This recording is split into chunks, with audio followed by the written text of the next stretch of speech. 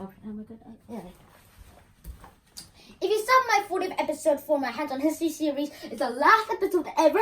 Well, you're wrong. This is the last episode for our Hands on History series, and I hope you'll enjoy it. We're just gonna skim through all of the topics that we've been learning through these 40 episodes, and I'm gonna give you another chance if you haven't paid attention. My name is Sean, if you're wondering, if you're new to the channel, and I'm the YouTuber for this channel. And let's get started with the skimming.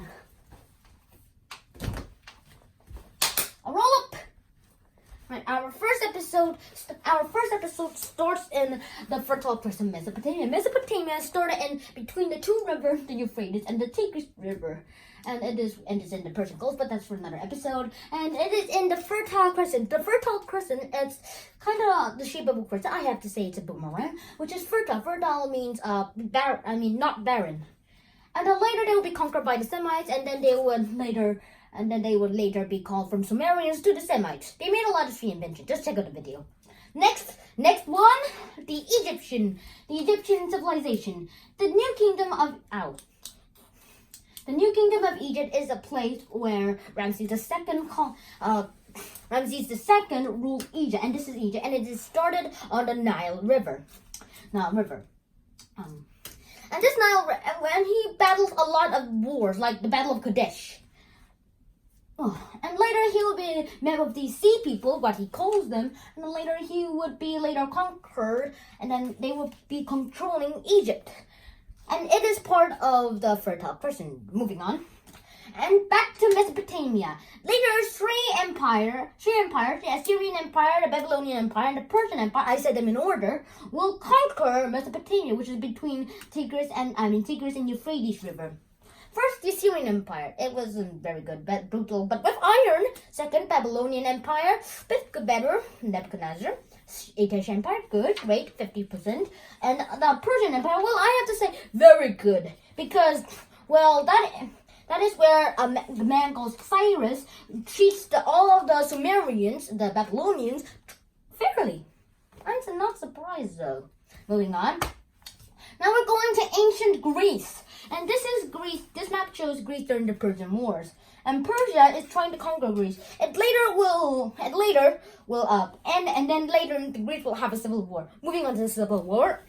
Greece during the Peloponnesian War. This is the Peloponnesian War, and that's the Civil War. And it is a war between Athens and Sparta. Athens is with a lot of good education system, while Sparta is good with military.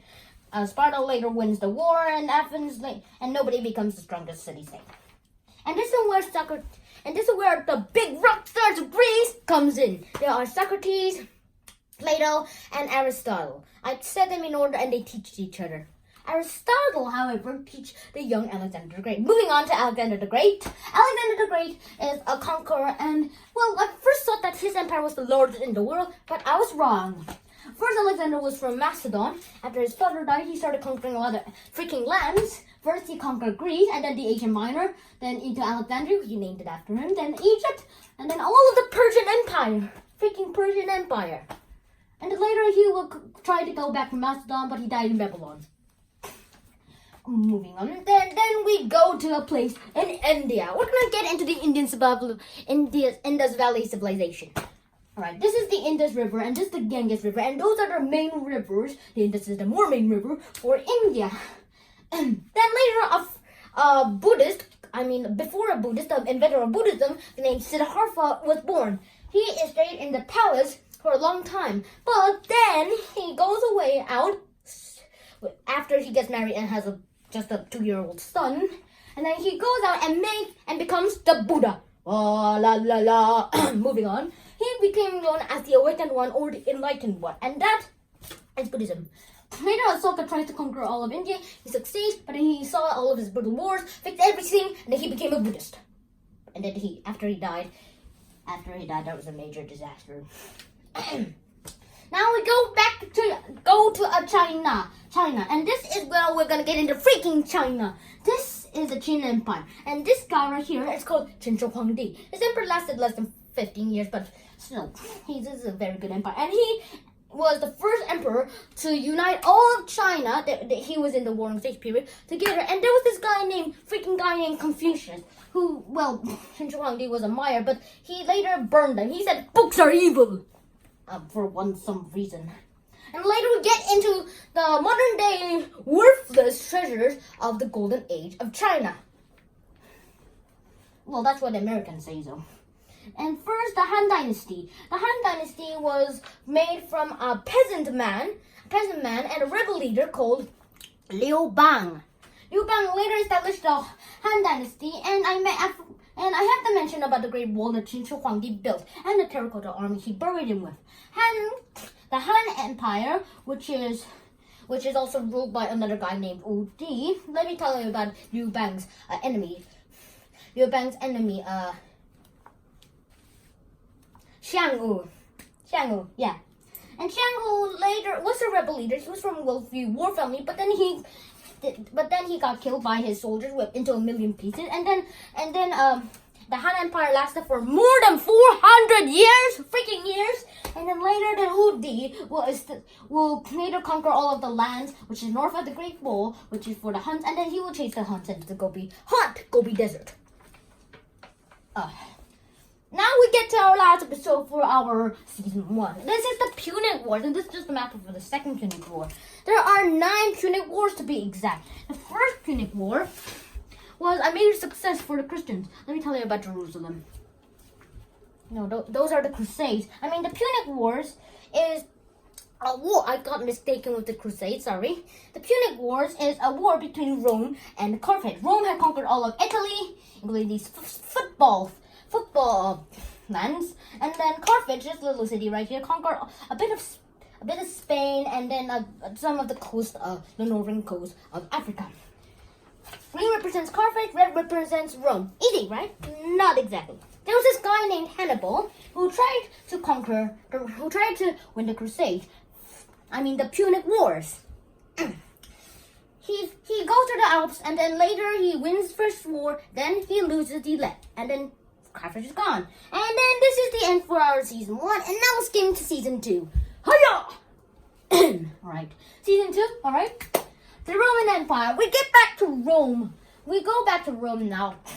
This part in green is where the Western Roman Empire, and the brown part is the Eastern Roman Empire. There was this guy named Julius Caesar who tried to be dictator of all of the Roman Empire. He succeeds after he conquers Gaul and his military leadership. He became dictator. Some people assassinated him, including his closest friend Brutus. Later, these two guys named Mark Antony and Jesus' nephew Augustus goes and kills the rebels who killed Jesus. But they gave Brutus a good funeral. And then later they would establish the Roman Empire, and